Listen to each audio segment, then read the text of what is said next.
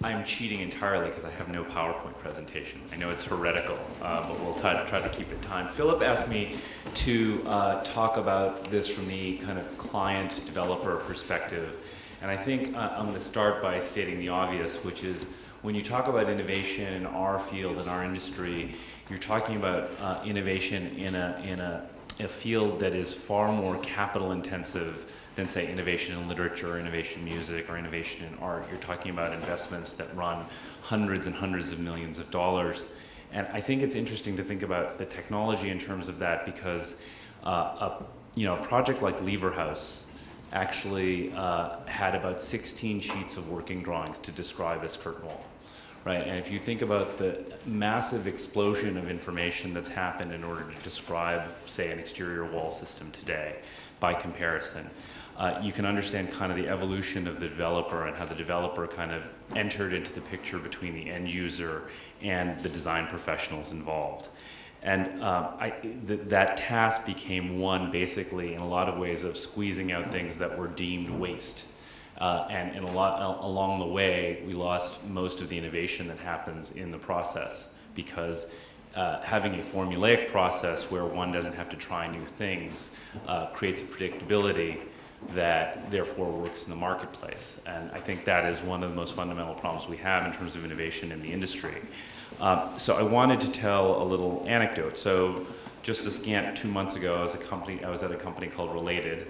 It's a distant memory now. And we were working with an architecture firm called Shop Architects. I think a few of you know them. And we were doing an 80-20 rental project on the west side of Manhattan. And the shop came up with a design for a curved brick facade that was a precast facade.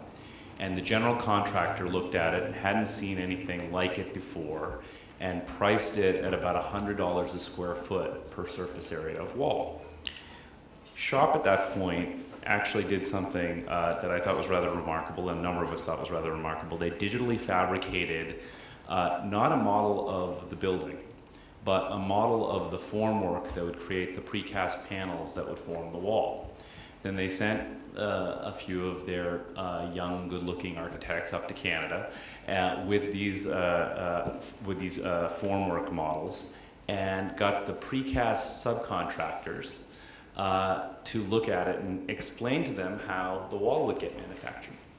The prices came back at about $68 a square foot, and the general contractor had to adjust their pricing because they simply weren't working with that kind of a process.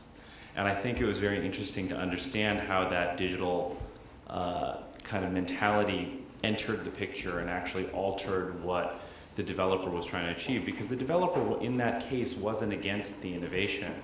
But when you have these layers and layers of people in the team, right, each who are trying to protect their own kind of turf, it becomes much more difficult to create that innovation. And I think the story for me is informative in terms of, where this stupidity kind of comes from. And I think a lot of the path out of the stupidity has to be led by the design professionals, but it means that we have to take on the means and methods of construction, which I think over the last 30, 40 years has become an incredible no-no from a liability perspective for design professionals. And I think until you solve that problem, it's going to be extraordinarily hard to innovate in the field and keep the field from being stupid. So that was, and I think in terms of BIM, this is still, I had a partner in a major architecture firm say to me 2 days ago that he was petrified of the liability issues associated with BIM. So, I just wanted to raise that because so many people are talking about such great technology, but I just wanted to send a little letter from the front line in terms of what happens out in the field.